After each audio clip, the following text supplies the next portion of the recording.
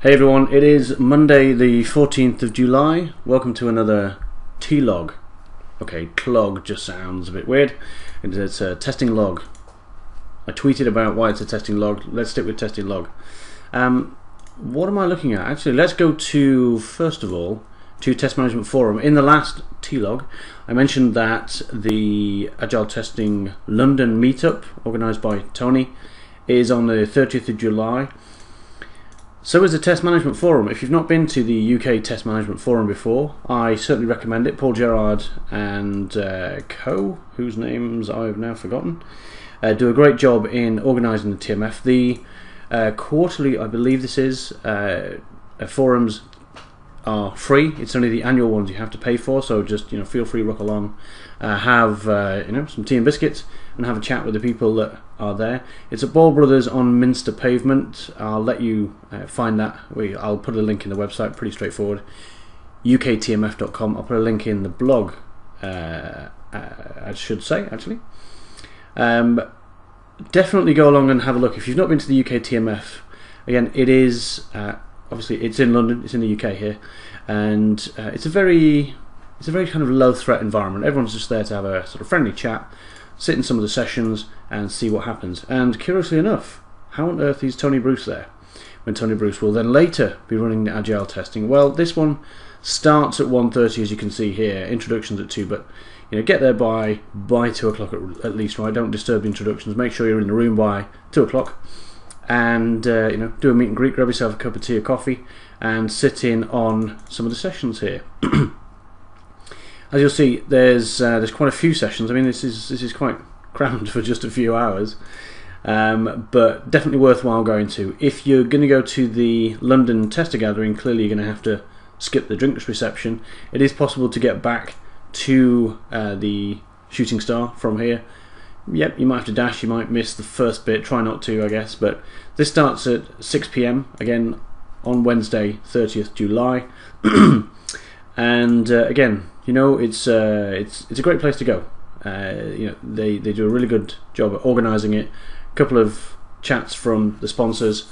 We sponsored this, or I sponsored this, probably about 2 years ago now. It's just sponsor it, put some money behind the bar, do a little talk. And UKTMF, I spoke there. One of the papers on the website, actually, that's not the website, that's the blog. One of the papers, where are you? Here we are, UKTMF presentation on going agile without tears and lactic acid, I think it was. And this presentation was just about highlighting some of the key aspects of what we recognise as agile practices, agile behaviours, and saying, hey, they're not so far from what we do anyway. So the distance to get from where you are probably to agile is not so far as you would suspect. So in terms of events, get ready for the UK TMF and Agile Testing London. Definitely worth visiting if you can. I know that on the UK TMF forum, he says, looking for the link, here we are, on the forums link, generally the presenters will put their material up there anyway, and likewise at Agile Testing you could always come to the meeting, so the meetup website here, and ask for the papers that were presented. People are generally more than happy to post those on here, so if you can't make it, you can always get hold of the material, and occasionally, just occasionally, these are recorded as well. In terms of tester community, I had a quick troll around a couple of blogs. If you go to, let me just have a look here.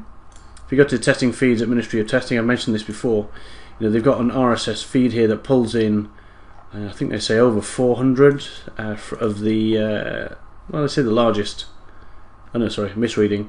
It's the largest collection. I thought it said the largest blogs. That wouldn't be accurate. But they pull in a whole bunch of blogs, and somewhere I've just been picked up. Here we are. Nested if statements. I just did one on. I've got to do the video on that actually. Pretty straightforward, but always good to see a video in action. So I had a look over the testing feeds. Let me just close that down. And a couple sort of leaped out at me. The perennial conversation around best practices and how they are, there's no such thing as best practices.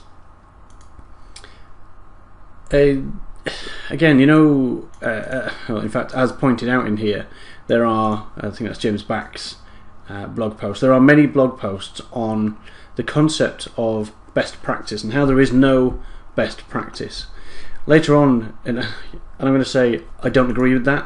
I think describing something in that big blue chip consultancy way of saying this is best practice, this is what our brand of doing whatever it is in the testing field is the way to do it, and therefore is the best practice. Sure, that's wrong. And what the article posted by, hey, who is this? Chris. Oh, okay, just Chris S. Kino Frost. Okay, hello. What he's saying here, make sure I don't lose my place, is again he's re-emphasising I think the point that comes across in these best practice articles, that there is no single definition of what a best practice is, and indeed later on goes to say that there's some other ways. So here we are, good practice for a particular context, and in fact I completely agree with that perspective. Now here's my reply to him. In my reply I say that the problem that I face as a testing consultant, and remember I generally white label for other consultancies, so I'm delivering solutions that other consultancies need to sell, and or I'm going out on my own, as part of Test Hats, to deliver consultant services to clients. That starts with delivering a consulting proposal, and clients generally want to hear best practices. They need to go back to their management and say, we are going to follow, we are going to derive and implement best practice. And it's a buzzword. It's a bit like going QA or testing. In fact, we'll come on to that in a second. These words need to be in here. And I found, in my experience, the best way is to speak to that and say, yes, we always try and follow best practices, but you can caveat it. You can start to lead the thinking, as you have to do as a consultant. Lead the thinking away from a very set concept of what best practice is. And again, as I say, Chris does say this in his article, and gives some good ideas about how to sort of rethink this set mindset of what a best practice is. And as you'll see on here, what I try and do is essentially water down. So I talk about, and I do, I've used the exact words here, I will use these exact words with clients, that what we should be doing is good practice for a particular context. There is good practice in a particular context. But I do go on to say there are best practices in the context of their environment, their team skills, the tool sets they have, their timescales, their budget, etc. There are best practices that we can derive that are best practices in context of the testing problem that they have, and that testing problem encompasses all of those things I've mentioned. But the caveat, and here it is that the caveat is the best practice is not, again, fixed in stone. It's correct at the time it's implemented, given what we know, given the circumstances, given the limitations and the enablers as they exist at that point. And you absolutely have to review it in the time frame that change will occur. And that could be literally the next day, the next week, month, year, whatever it is. On the understanding, so you review on the understanding that as things change in the environment in which that testing problem exists, the best practice may no longer be best practice.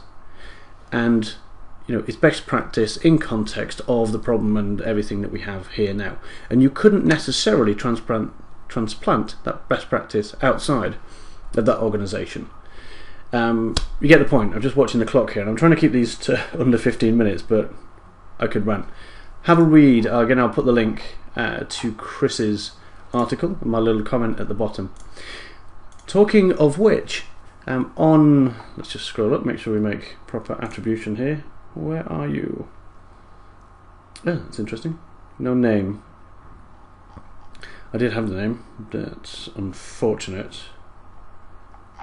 Okay, maybe we'll skip out in a second. Let me just make sure I cover this article first. That's a bit funny, isn't it? Okay, sorry, there we are. Ash Winter. Crikey. Had to be on there. Just saw Darth Vader, I didn't assume that was Ash. Looking a little unusual there, Ash. Never mind. The name of the thing is not the thing. You know, Ash's article here is, again, the thing that I lifted out of this is this, you know, in fact, it's kind of quipped here, testing and QA. You know, the idea of people talking about testing QA, and we had that, you know, conversation a while ago in the community about testing versus checking. And that the imprecisity of language leads us to a misunderstanding, and that misunderstanding permeates all the conversations and ultimately pollutes the test profession. I may be reading between the lines a little bit there. I don't think Ash says it quite so harshly, though they kind of do. And again, I've thrown my comment in here to say, in many ways, I abhor the use of imprecise terms and definitions, because people will talk. In fact, something just sprung to mind. My very first role, as some of you know, was with AOL UK as their QA manager for what they called the UK QA team. So that was when you used to get the AOL client, download it onto, install it into your system on a floppy or a CD. Ta-da, CD. Like, does anyone use these now? When you get the AOL client, it would allow you to connect to the internet. You'd get all those channels up, so it was travel and women and I can't remember what other channels on there. That was the UK QA stuff, and so I was the test manager for making sure that happened. Got it right most of the time. I remember a famous glitch that maybe I'll do a blog post about my failures at some point. But I was hired as a QA manager. I came from manufacturing QA. I was trained in the Institute of Quality Assurance, as I think it's called now. I think it's the Chartered Institute for Quality, sorry now. It was IQA at the time. And I was very QA, very classic sort of Deming type QA mindset. And I got the job. And I knew nothing about testing. But the terminology, the understanding of the terminology within AOL at the time, and by the people that hired me, and fair play to them, that was just where they were. Their understanding was completely shot, and I should never have got the job. I'm thankful I did, because it got me into software testing. But that, to me, really rammed home the importance of saying what you mean and meaning what you believe you mean and say. Absolutely crazy. So, QA and testing and checking, they are different things, and we need to understand in what way they're different and use the correct terms in the correct context. Right? So, especially, I always say, in a consulting environment, and it applies whether you're the incumbent test manager in a team, if somebody comes along and says, I need you to check the software, ding, you will have an idea of what that means. They may not. So you could rock off and do some checking, and they actually meant testing. It's a very different thing. You would probably qualify that assumption, right? I certainly hope so. In security and performance, as you know, that's an area that I started to get into. And security, everyone talks about pen testing. Pen testing, pen testing, pen testing. And again, in my experience, none of my clients that I did security testing for ever wanted pen testing. Not one. And I can think of 5 engagements offhand in security testing where they assumed they wanted pen testing. I'm just thinking through those. It was about 5. And by the time we'd spoken, what they actually wanted was a vulnerability assessment. They absolutely did not want you to go in there and break the software, for reasons that we can go into another time. So the point is, again, I can rant merrily on these topics. Go and read Ash's blog post.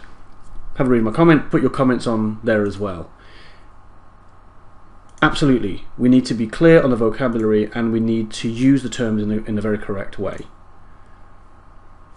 So those were 2 blog posts that stood out for me. Best practice and the use of correct terminology, essentially. Okay, so on my own blog, I've just added the T-log. That's what I'm going to start doing now. I'm going to try and do this daily. I'm going to keep saying that so that you can call me out on it if I don't.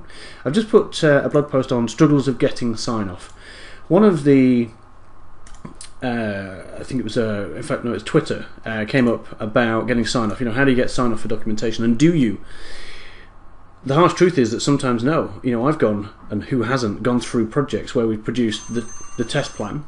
Oh, I'm out of time, but I'll continue.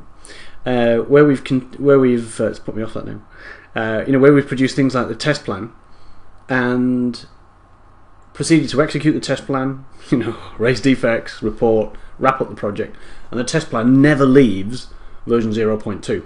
Okay, hands up, anybody who has worked with a test plan that's never left, you know, draft stage. Everybody, right? I mean, literally, I'm going to guess everybody has. Whatever that test plan is, 1-page charter, 30-page, you know, monolithic document, they rarely get signed off. It's absolutely incredible. At some point, we'll experience that. Probably most of the time. So I've written an article here again, just exploring some ideas of. Whoops, little glitch there. We need to change the font. We're just looking at, you know, some of the trying to present a basic model for how you can go about getting sign off. And sign off obviously covers, you know, analysis, planning, execution, wrap up. It could be, depending on your environment, it could be a whole bunch of things. But the act of somebody saying, "You've given me an output. I've reviewed that output. Give you some comments back. You've corrected the output with us by, you know, reflecting my comments and thoughts, and we agree that this now is a statement of whatever it is, the plan, the execution that happened, you know, the test summary, and we're signing off, and that's it. That's a kind of milestone agreement between us. We're done on that piece of work, or now you can invoice me, or whatever it is." Getting to that point is nigh on impossible in many environments, and it's absolutely incredible. And, you know, in the article here on the blog, I go on and just say, hey, here are some thoughts around this, and here's what I think you could do. Here's my sort of suggestion. And I, you know, again down here I say you could probably shortcut it about number 4. In here, by the way, slightly tongue-in-cheek, I talk about getting people in 2-hour document review meetings. It's like, I don't know, it's like a cattle prod or Epsom salts or something, when you say, hey, it looks like despite sending this document out, we can't quite get to the bottom of it. You can't quite, you know, I appreciate you can't seem to get the time. So what I'll do, I'll book a slot out and we can go through it. And next thing they say, a 2-hour, let's sit down and read a document. Wow. That is the most tedious and boring thing in the universe, and generally speaking, some people enjoy the process, sadists and masochists, but some people will, most people will then suddenly magic up response. And I go on here, by the way, to talk about where I need to increase the font here. I'll go and fix this. Sign off by silence. And, you know, I mentioned that in law there's a concept called acquiescence, so that if you were aware that something was happening, that you would ordinarily have gone, hey, I'm not happy about this, but you're aware of it. You've been informed, perhaps. You've been invited to challenge and raise some questions, and you don't bother. You've acquiesced. You've accepted. And though there are, you know, legal remedies that you could pursue, primarily you're pretty stuffed because you've accepted it. And in a way, that for me is my ace card. I always try and play that to clients. Maybe I shouldn't say this, but I'm always painting to clients that, hey, we have a schedule, right? I'm going to send you the document Monday, you need to review it by Friday, because the next Monday we're starting testing, we're doing the analysis, we're writing test cases, whatever it is. And, you know, you've missed the boat. And so my suggestion is that you go to that, but I'll let you read the blog post, and, you know, do leave comments. A lack of comments, I mean, that's the problem with blog posts, isn't it? There's so many blog posts. Okay, I think... Why have I got papers up here? Nope, that's okay. There's nothing new on the papers for now. I've got a couple of templates and I'm going to drop up there, but I'll tell you about that next time. Okay, I've overrun my 15 minutes. This will probably happen. And that's, you know, the main stuff that mattered to me. So I shall see you in the next video. Thanks very much.